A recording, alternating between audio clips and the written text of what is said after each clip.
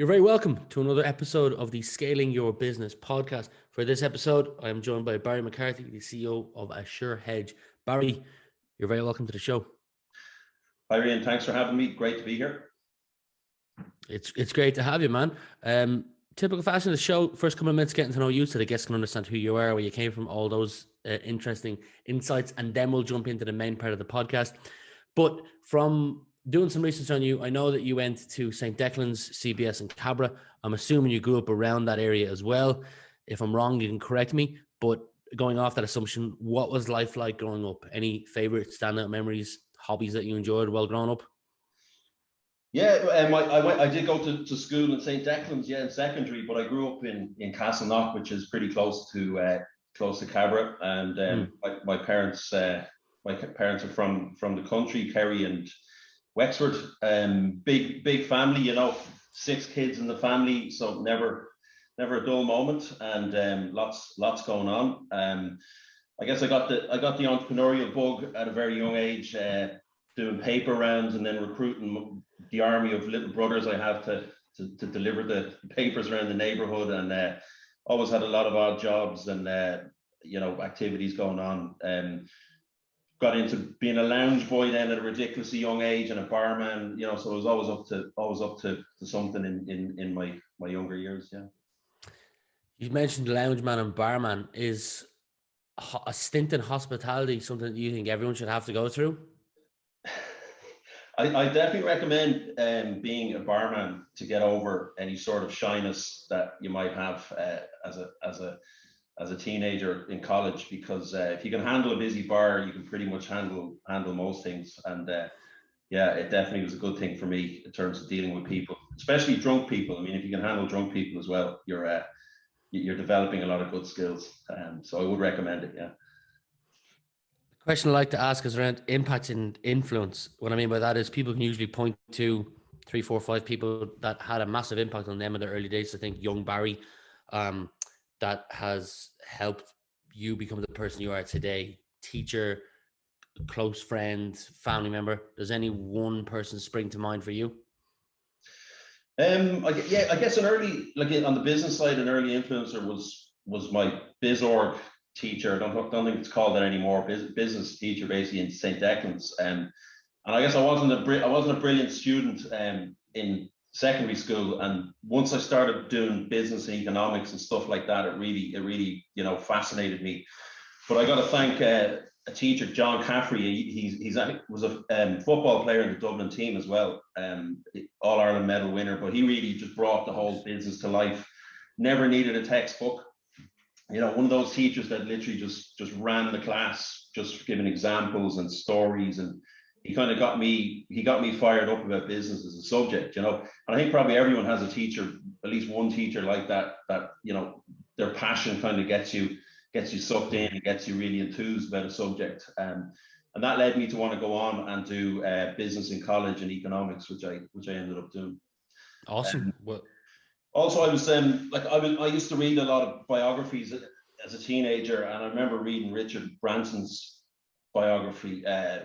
autobiography was fascinating, and he really blew my mind with what he did with he got 2 GCSEs, which is the same as the junior cert basically, just 2 of them, art and something else, and within a few years he's running a multinational super successful organization. A few years later he's taking on British Airways in the European courts for anti-competitive practices, and I really like the way that he just took on the establishment, and they were trying to snuff his business out with anti-competitive practices. So that whole book is amazing, his autobiography. So that was a big influence on me as well. Kind of taught me you don't have to have God-given talents to be successful, or certainly not academic talents. It's really about just being nimble and being entrepreneurial and being smart about what you do.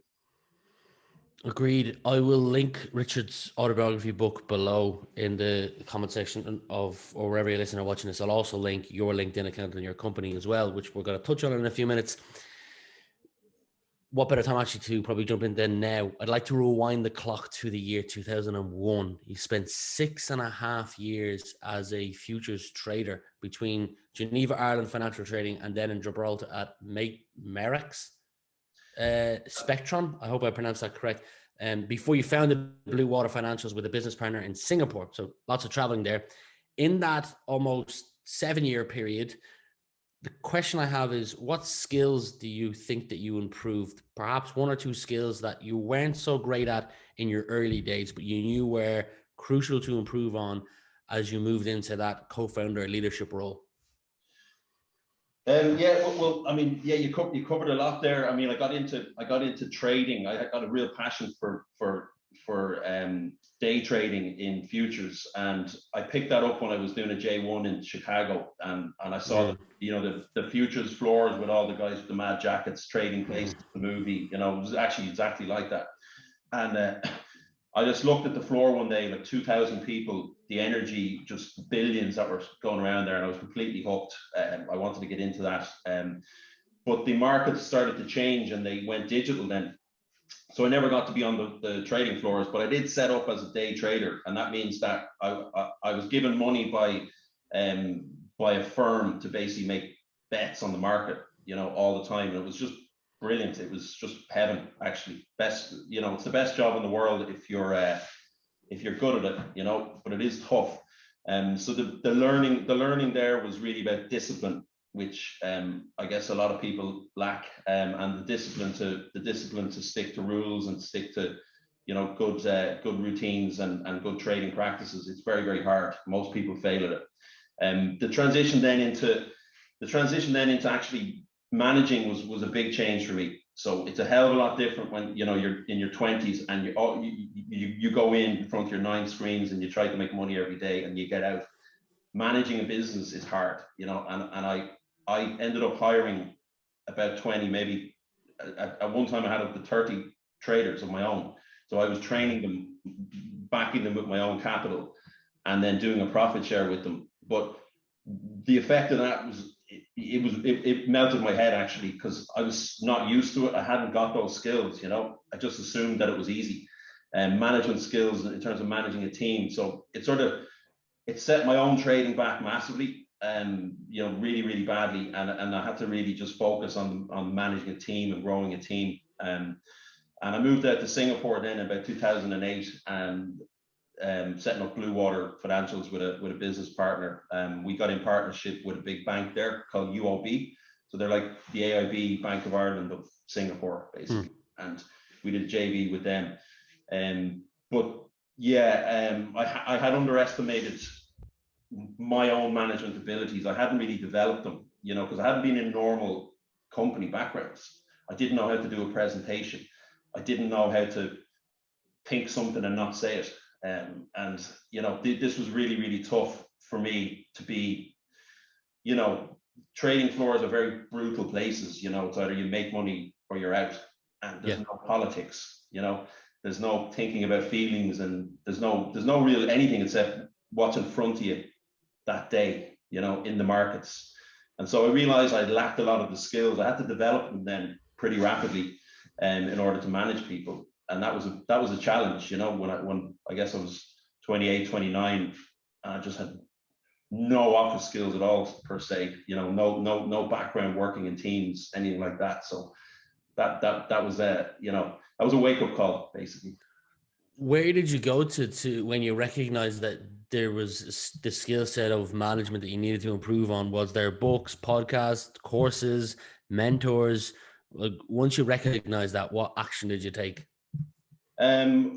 We hired people to do the operational management then, and we put more structure in place in the company, and that helped a lot. I didn't do any management training or anything like that. I just tried to be aware of what was happening and just improve. It's not necessarily rocket science, but it's hard to actually put into practice. The effective management techniques. But I guess I just learned as I went, really. Okay, you're the CEO of Assure Hedge now, which is why I got you on this podcast. Rather than me give the 30 or 60-second commercial, I don't know the business as well as you. You're the CEO, so the mic is yours, Barry. Yeah, well, I mentioned about the J1. I don't know if it's still called J1 today, but Yes, yeah. oh, it is. Oh, great. Yeah, so did a J1 in Chicago, and I kind of got a glimpse of the trading floors. And at that time, they had a video playing about the history of the Chicago Board of Trade. It's called the CME, Chicago Mercantile Exchange, and it was originally invented to bring together farmers and producers who needed the farmers' cereals and stuff. And it was all about hedging, right? So hedging risk. And the farmer could actually secure a price in the springtime for the autumn crops. And it allowed them to build their business plan with certainty. And then the cereal producer or whoever needed the grains or whatever would want to secure the price as well, for a future date. And that's kind of where modern hedging was born. And I thought this was fascinating because, all the speculation that happens in markets, it's spawned out of some real, economic need for these instruments. And I went through nearly 15 years then of trading, where my only focus was speculation and trying to make money using these hedging instruments effectively.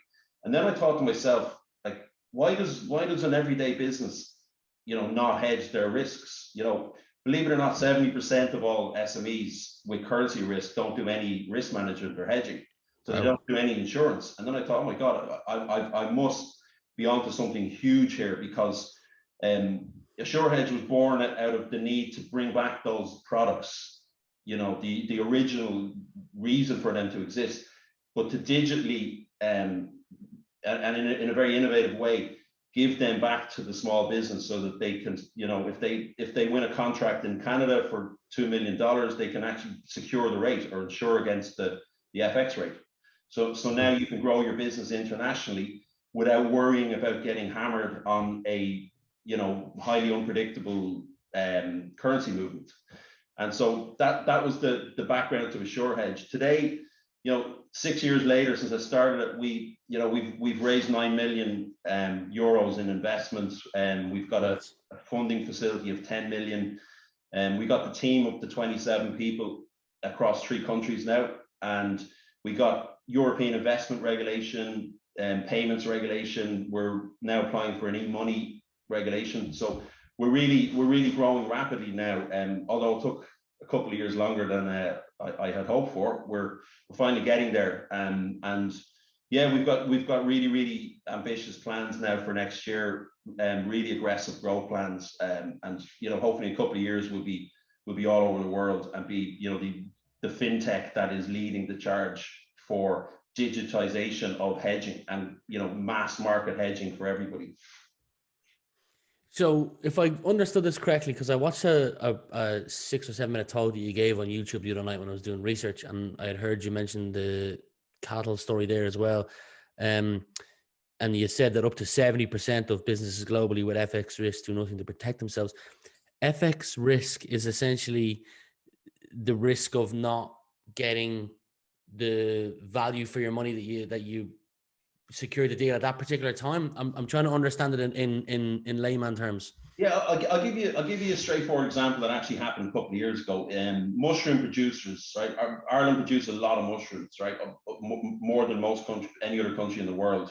And we, typically we export to UK supermarkets like Sainsbury's and Tesco's, right? So your mushroom producer in Ireland signs a 2-year deal or whatever, even longer, with Sainsbury's to supply the mushrooms, right? But he or she is not getting paid the sterling. They're getting paid every month. So the deal might be worth 2 or 3 million pounds sterling or 10 million pounds sterling, but most of it is future dated, right? So your costs of production are in euros because you're in Ireland, and your income is in sterling in the future. So then something like Brexit comes along, and the value of the UK pound nosedives 10 or 20% in a couple of days, right? Your margin now has just been wiped out. you're still forced to supply the mushrooms to Sainsbury's, but your economics mean you're now loss making. And this actually decimated the whole mushroom industry in Ireland. There was, multi-million pound losses, loads of liquidations. So the problem that we're solving is a existential problem for businesses. If you get this wrong, you can go out of business, right? So people need to take it seriously. Some of the mushroom producers had used hedging instruments where they knew that their income was coming in pounds for 2 years, and they fixed the rate, right? So they secured the rate in a hedging instrument, which meant that no matter what happened to currency, they were going to get the same amount of euro equivalent every month, right? So that's the essence of what we do. We allow a business to lock in the rate and then have complete certainty over their euro equivalent of that foreign currency. And some of the mushroom producers that did this ended up absolutely thriving after, because many of their competitors weren't there anymore, or they were able to buy their competitors out of liquidation and expand their business even more. So it's a really, really significant business advantage to be able to hedge. Absolutely. And where you come in is you then charge a substantially smaller rate than what they would have lost out on as a service. Yeah, so effectively, it sounds complex, but there's only two real types of hedging in essence. There's an insurance premium that you can pay, which means that you protect all of your downside and you still keep the upside. Okay, so that means you might have to pay 1% or 2% of the value. So in other words, if it's a £1 million contract you're owed, you might have to pay 10,000 or 1% to insure the currency risk. Or else there's what's called a FX forward, which is basically a future dated exchange of currency. So instead of exchanging today, you don't have the money today, right? You're waiting to get paid from the UK, from Tesco or whoever. You do a future dated exchange. You say, I'll exchange at a certain rate in 6 months, in 12 months, in 18 months. And the rate is agreed today. You must follow through on that deal. It's a binding contract then. So that's called an FX forward. And they're the two essential components in the toolkit. And the big businesses, like every big business in Ireland, CRH, all these guys will hedge 100% of their risk, right? But only 30% of the SMEs will hedge. So they're at a real disadvantage. And AssureHedge, our platform, is there to bridge that gap, right? We want to get every small business hedging so that they don't get wiped out on a random currency move, It's genius, and it makes perfect sense. I noticed that you were hiring on LinkedIn. I believe it was a customer success manager. I could have gotten that wrong. You put up a post within the last couple of weeks anyway on your company page. So I got a question around hiring. There's an article that I reference quite a lot on this podcast, and it's the Harvard Business Review, where it says that the cost of a bad hire can be up to 5 times that person's annual salary. So if you're paying someone 100,000 and you fuck up and it's a bad hire and you lose them, that could cost the business up to 500,000 through missed opportunities and a variety of other different costs. So with that in mind, when you are hiring, have you got a process for hiring? Psychometric testing, different, there's a 4 or 5 step process, or is it off gut feel or off recommendations? Give me kind of a brief overview of how you hire. Yeah, I mean, in the early days, I made a lot of rookie mistakes, just, not having a process, for example, and finding good people and then creating roles for them and this sort of stuff. It was really, wasn't great in the first year or two. We started to get really, really successful at hiring in the last 2 years when we took a much more systematic approach. As in clearly before we meet a candidate, you get biased the moment you meet someone. You get biased. So we describe what the perfect candidate would look like and what sort of answers you want to hear in an interview, and we measure against that. And then we go forward, like the first 3-month review. What does success look like? And we try to see that person fitting the success in the first 3 months performance. Traditionally, we've had less success with agencies and much more success with going out to our network. And that's led to us going out to our network and just asking a bunch of people, that we know in that area, here's the spec. We're trying to find like an absolute superstar for this position. Can you give me some names? And we've had some of our best people have come in that way. And we've had, it's been more hit or miss with the agencies and such. But I think it's really, really important to get really clear on the role first and the things that you want to hear in the interview, and measure that quantitatively in some way, as well as having a panel, not just one person. You need to put them through a couple of stages and have a consensus. But yeah, that's been our experience. We are hiring quite aggressively now as well. So we have, we've 5 or 6 open roles now, and we're coming into a big funding round that we're hoping to get done before Christmas. So hopefully next year will be a big year of expansion for us with the team. Nice. So if there's, in the sentiment of the network effect and all that, if there's anyone listening that likes the sound of what we're doing, by all means reach out to us, and we'll let anyone know any open roles. So we're looking for really passionate people who want to build a significant global business in fintech. So if there's anyone, who happens to listen into this that's interested, by all means contact us. Yeah, as mentioned before, I'll leave contact details in wherever you're watching or listening to this in the description box below with anything else we've mentioned throughout the podcast. Success. A question I like to ask a lot of my guests is, and this one is for you as well, is what's your personal definition of success? It's a good question. I mean, it's definitely not just financial at all. I mean, everyone ultimately wants money, but you have to leave a mark. You have to create. For me, like the feeling of creating something. When I started AssureHedge, it was literally me and a couple of slides going into the NDRC accelerator with a half thought out idea on about 8 slides, and then to fast forward to today and to see that, to see what's going on in the company. It's got a life of its own.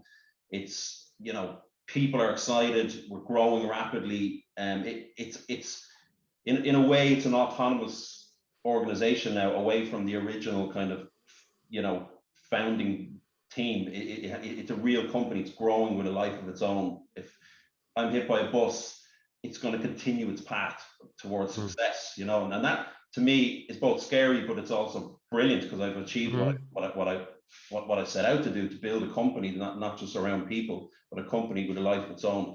And it gives me great satisfaction to see all the jobs that we've created, all the businesses we've helped. I was inspired by doing good things with finance, because it has a bad rap. Banks and financial companies have a terrible perception amongst the public. And I was inspired by the credit union movement in Ireland in the 50s and 60s when it really kicked off. Before that time, it was almost impossible for an everyday person to get a loan.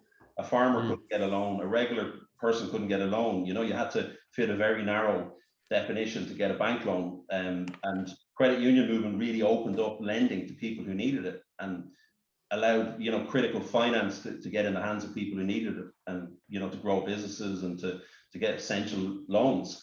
And that's the kind of thing that I see as success, right? And we're doing somewhat similar in the hedging world, where the instruments we put in the hands of the clients are allowing them to grow their business with certainty, and not I said it's an existential problem. When a big currency move hits you hard enough, you can go out of business. Your profit margin can erode overnight to be loss making. And I, to me, that's what that success is all about. This sort of stuff that, in a few years, I can sit back and go, wow, I was part of creating that, and it did good, and it's doing good. I also want to make a lot of money as well, if I'm being honest. But that's a number two. Number one, we want to create a really successful global business, and that actually does good things for the world. Kudos to you for the success you've had to date. Is there a tool out there with all the thousands upon thousands of tech tools. Is there one that you could say that you could not live without? I know this is not very fashionable to say, but I really like Microsoft, and we were we've started running most of the business over Teams, which is basically like a Slack. You know, people are familiar with Slack. So Microsoft has all this under one roof now, and it's just, in terms of running a business, it makes life so much easier, because you get a new employee, you give them one login, and they have all the tools. You know, the planning boards, the email, the calendars, the chat functionality, the file storage.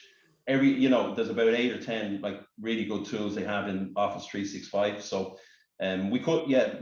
basically we're a distributed team as well, across 3 countries. So we couldn't really operate without those tools, without Microsoft Teams. And I don't know, some people hate Microsoft and all that, but we found it phenomenally good.